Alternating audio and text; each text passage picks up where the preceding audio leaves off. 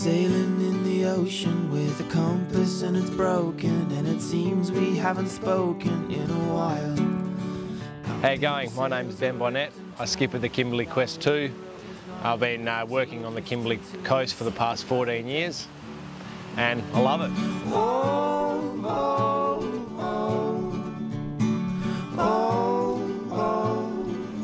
There's lots of interesting things in the Kimberley. There's a huge number of bays, inlets, creeks, rivers, which is awesome to explore. But we've got nowhere to go and no way to call back home. So it seems there are a number of resident bird species in the Kimberley, plus migratory species that come here every year.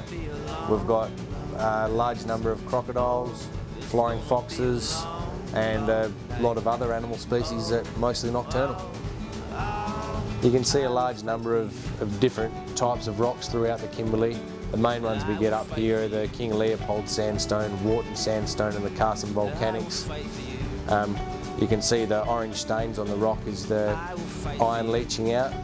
The dark line down the bottom gives you a good indication of how big the tides are in the Kimberley.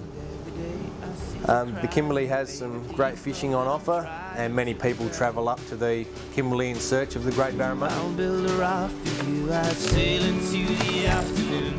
I'd do anything to get any time of the day is good for fishing, even if you're not catching anything in this region, I reckon. Mornings, you generally don't get your big winds blowing, so the fish, if it's a nice day, will come out and play, but if it's blowing its guts out and freezing cold, then there's not much of a chance that they'll eat anything. That's a nice bird's nest. If I was a bird, I'd lay an egg in that. But any time of the day here, you know, the scenery is beautiful.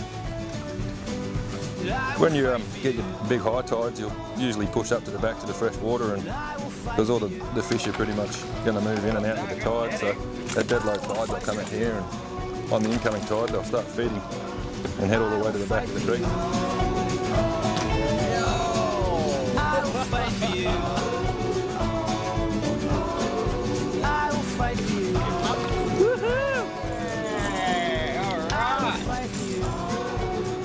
When you get a decent sized tide like we've got today, and you find your bait fish, you will find your barramundi hopefully. I'm just going to crash into a rock here.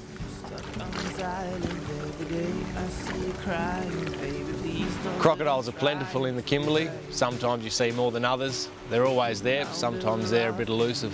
Do they have to eat every day?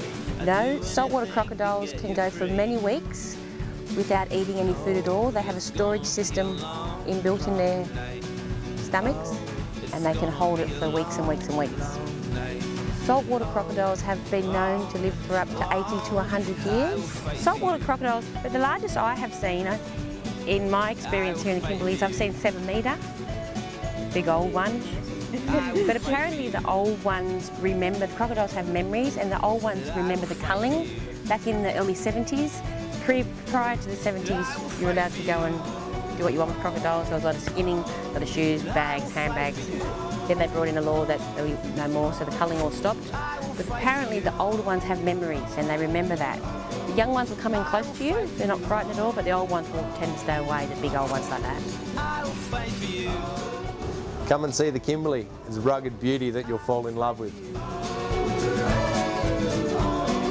I will fight for you.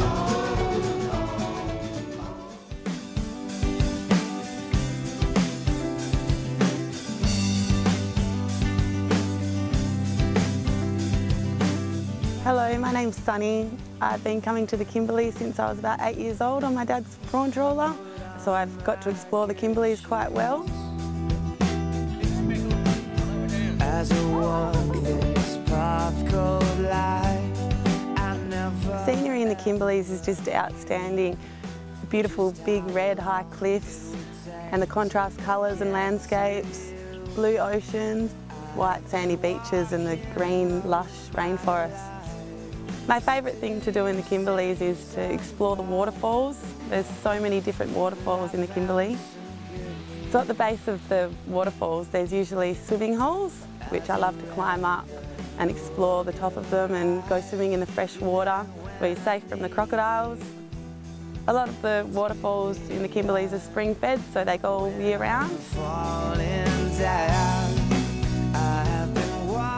There's a lot of whales in the Kimberley which migrate up here to give birth to their calves. They migrate around June, July, so if you're lucky enough to be up here around then, you definitely see one. Usually a mother and its calf. Will I ever learn? It'll be a miracle if I ever get to you. 'Cause I keep falling down.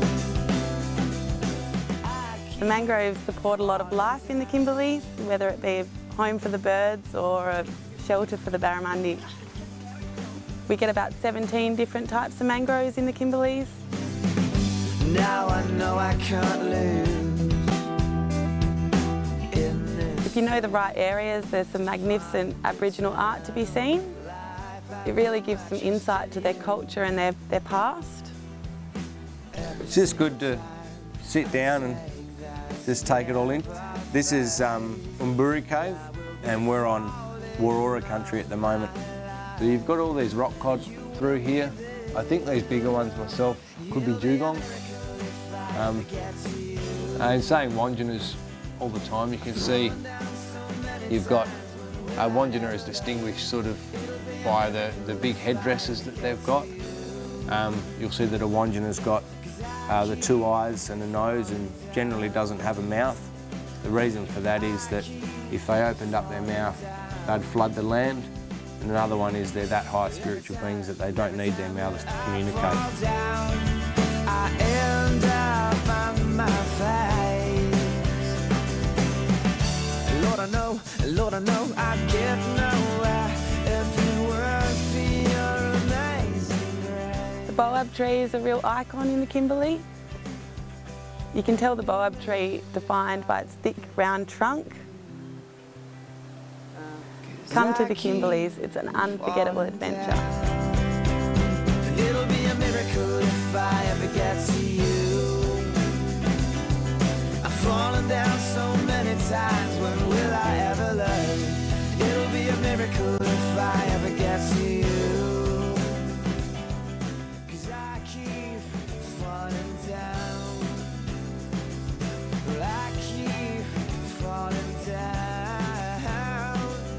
Well, I keep falling down.